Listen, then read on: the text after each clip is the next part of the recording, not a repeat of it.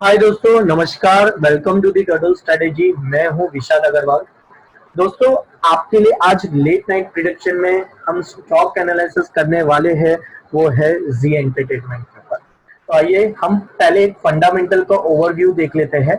तो जी एंटरटेनमेंट किस सेक्टर में आता है वो हम जान लेते हैं। टीवी ब्रॉडकास्टिंग में आता है, जो सॉफ्टवेयर प्रोडक्शन कंपनी पहले जी टेलीफिल्म से कहा जाता था, जो अक्टूबर 1992 में content supplier for Zee TV के हिसाब से जो फाउंडेड हुआ था। उसके बाद अगर हम जब देखेंगे, इंडिया में सबसे first Hindi satellite TV channel बना था, जो सुभाष चंद्र गोयल जी का था। और वो वन ऑफ इंडिया के लीडिंग एंटरप्राइज में से आते हैं।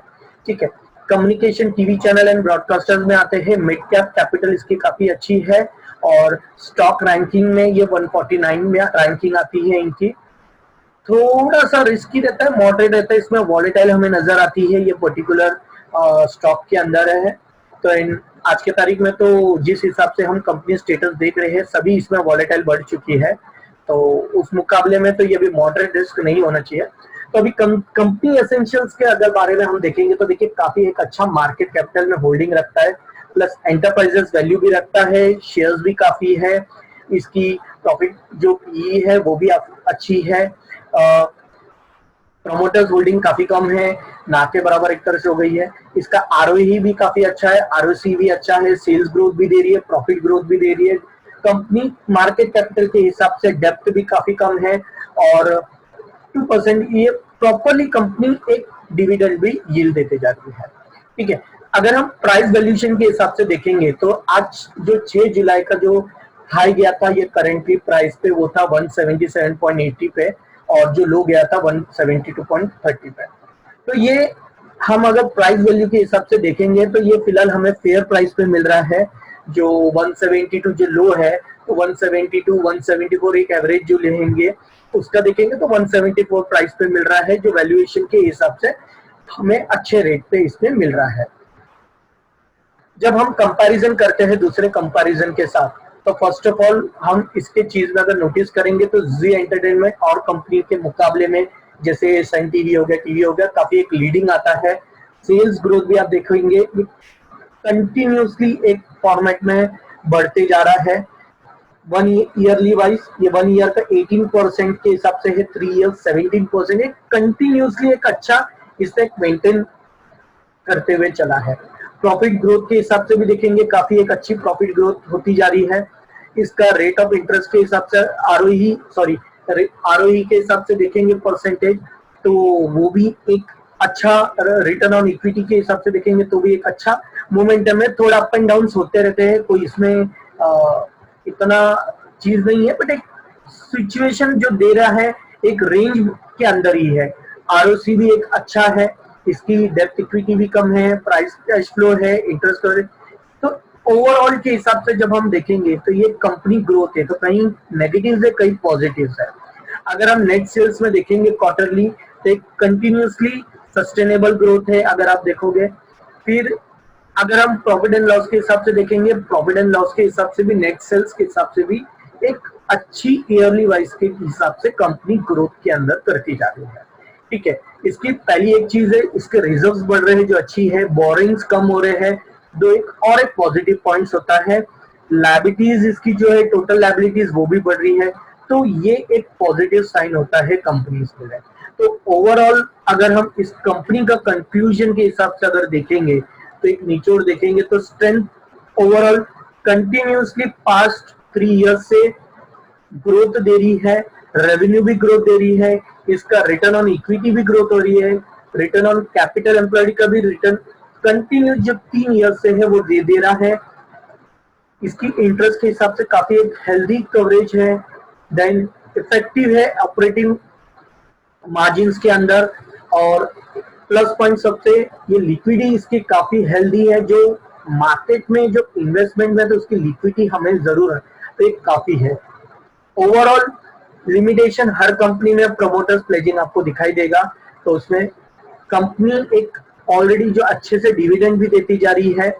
और एक और प्लस पॉजिटिव पॉइंट आपको इसके अंदर नजर आएगा कि करेंटली एक न्यूज है कि जी एंटरटेनमेंट ने एक टाई अप हुआ है, जो एसोसिएट हुए हैं जियो फाइबर के साथ। Jio fiber users will get a complimentary premium subscription of the platform. The complimentary subscription to Z Premium content is available to new as well as existing Jio Fiber users on Silver plan and above.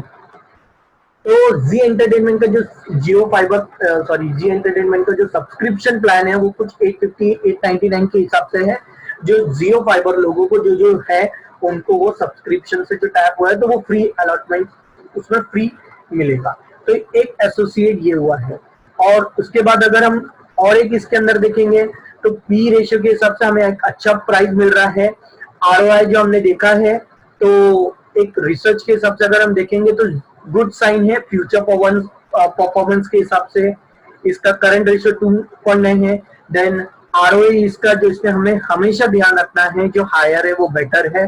Then companies की अगर आप देखेंगे जी entertainment की काफी लो proportion में depth है जो company के लिए अच्छी है। जितना डेप्थ कर्जे में कंपनी रहेगी वो काफी अच्छी है, उसमें पैसे डालने हमें। तो ये मिक्सचर में जब हम देखते हैं कि प्राइस भी हमें एक अच्छे भाव में मिल रहा है, कंपनी को कर्जे भी कम है तो वो है, प्लस कंपनी ग्रोथ भी दे रहा। First of all Zee entertainment एक एंटरटेनमेंट टेलीविजन है जो ऑनलाइन में भी काफी एक अच्छा जी न्यूज जो उसका एंटरटेनमेंट है जो एक काफी एक अच्छा होल्डिंग में है। जाहिर सी बात है और भी है लेकिन कंपैरिजन तो एक सस्टेनेबल ग्रोथ है जो हमें कम पैसों के अंदर अच्छे मिल रहे हैं हमें दाम में, प्लस डिविडेंड यील्ड भी देती जा रही है। तो ये था फंडामेंटल के हिसाब से। अगर हम टेक्निकल के हिसाब से आके अगर हम वर्किंग करेंगे तो देखो दोस्तों ये करेंटली वीकली का टाइम फ्रेम है के हिसाब से चार्ट है। वीकली के हिसाब से देखेंगे तो ये स्टॉक काफी डाउनफॉल के अंदर आ है। तो अगर आप देखोगे ये अगर हम इसके परफॉर्मेंस के हिसाब से देखेंगे तो ये 2 साल से कंटिन्यूअसली कंपनी फॉल में है। नीचे आता है फिर एक अप साइड आता है फिर डाउन आता है, अप साइड आता है फिर डाउन आता है। इसी तरह से वापस दोबारा इसने अप साइड दिया है।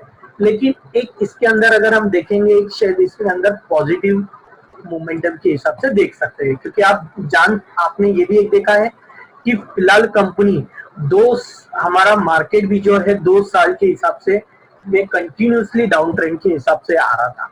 तो अगर हम इसके हिसाब से कैलकुलेशन करेंगे तो फिलहाल कोई इसमें ब्रेकआउट जोन नहीं है, लेकिन इसके अंदर 150 से ऑलरेडी बाइंग इनिशिएट हो चुकी थी। तो 150 से इसमें अच्छा एक ऑलरेडी बाइंग हुई थी, प्लस साथ ही साथ रिसेंटली जो जून में एड ऑन हुई थी वो 160 के हिसाब से अच्छी तरह से हुई थी। अब ये कंपनी के हिसाब से अगर हम ओवरऑल देखेंगे, हम फिबोनाची का हेल्प देखेंगे तो फिलहाल कंपनी को एटलीस्ट 306 के आना चाहिए तब जाके एक मोमेंटम के हिसाब से। और एक शॉर्ट टर्म के हिसाब से अगर हम देखेंगे पर्टिकुलर कंपनी को तो इसे एक 241 के लेवल के हिसाब से आना चाहिए। तो फिलहाल जी एंटरटेनमेंट वीकली हिसाब से तो long very very long term के हिसाब से ये प्राइस आप ले सकते हो, लेकिन इसके अंदर फिलहाल स्मॉल इन्वेस्टमेंट के हिसाब से देखिएगा। तो अगर हम शॉर्ट टर्म के हिसाब से देखेंगे तो दोस्तों शॉर्ट टर्म के हिसाब से एक काफी बढ़िया अच्छी कंपनी बैठती है। इसके अंदर ये करंट मार्केट प्राइस से एक अच्छी बाइंग मिलती है। तो अगर हम ओवरऑल देखेंगे तो आप देखेंगे एक ब्रेकआउट के हिसाब से भी है। आप मान के चलिए कि अगर एज पर के हिसाब से इसे ब्रेकआउट देने के बाद सस्टेन भी किया हुआ है तो ये 185 से लेके 210 के हिसाब से रेंज काफी एक अच्छी बनती है। तो ये 2 टारगेट शॉर्ट टर्म के लिए काफी अच्छे हैं, या फिर आप इन शॉर्ट अगर आप चाहो तो 10 to 20% के हिसाब से आप इसमें देख सकते हो। और इसका आपको अगर स्टॉप लॉस लगाना है तो 160 का स्टॉप लॉस लगा के चलिए। खरीदने से पहले या कुछ डिसीजन लेने से पहले आप अपना एक स्टॉक एनालिसिस जरूर कर लीजिए। मैंने ये पर्टिकुलर स्टॉक को 174 पे बाय कर चुका हूँ और इसे 10 to 20% का एक रिटर्न्स के हिसाब से एक्सपेक्टेशन पे मैं इस पे रहूंगा। तो अगर हम इसमें इंट्राडे के हिसाब से अगर हम बात करेंगे, ठीक है, तो दोस्तों इंट्राडे के लिए अगर किसी को ट्रेड करना है तो जैसे ही ये 180 के ऊपर सस्टेन करता है तो इसमें पहले तो ये है कि जैसे ही 178 180 के ऊपर सस्टेन करता है तो इसकी जो नेक्स्ट हर्डल आती है वो 181 है। तो जिन्हें इंट्राडे के हिसाब से अगर एंट्री लेनी है तो वो 181 के ऊपर से ही सोचिएगा। तो 181 से आपको क्विक रिजल्ट मिल जाएगा और आपको आसानली इजी मनी गेन आपको इसके अंदर मिल जाएगा। तो जो आपको 185 186 के हिसाब से रेंज में मिल जाएगा। अगर और हम इसे लोअर टाइम फ्रेम के हिसाब से देखेंगे तो लोअर टाइम फ्रेम के हिसाब से देखेंगे तो ये 178 से मैक्सिमम टू मैक्सिमम 181 जाएगा, लेकिन 181 के ऊपर ही ये आपको वन क्विक रिटर्न्स 185 186 देगा। तो दो चीज इसमें ओवरऑल मैं आपको कहना चाहूंगा, शॉर्ट टर्म के लिए देख रहे हो तो मार्केट प्राइस से हिसाब से सही है और आपको 185 टू इसके अंदर 210 के हिसाब से आपको इसके अंदर टारगेट मिल जाएगा। रही बात अगर आपको इसके अंदर स्टॉप लॉस रखना है तो वो है 160 का। इंट्राडे के लिए ट्रेडर्स के लिए हमेशा ध्यान रखिए 181 के ऊपर ही आप ट्रेड कीजिएगा फॉर टारगेट ऑफ 187, और 187 के ऊपर जैसे ही ये सस्टेन होगा तो इसमें आपको इजीली 200 से 210 के हिसाब से मिलेगा।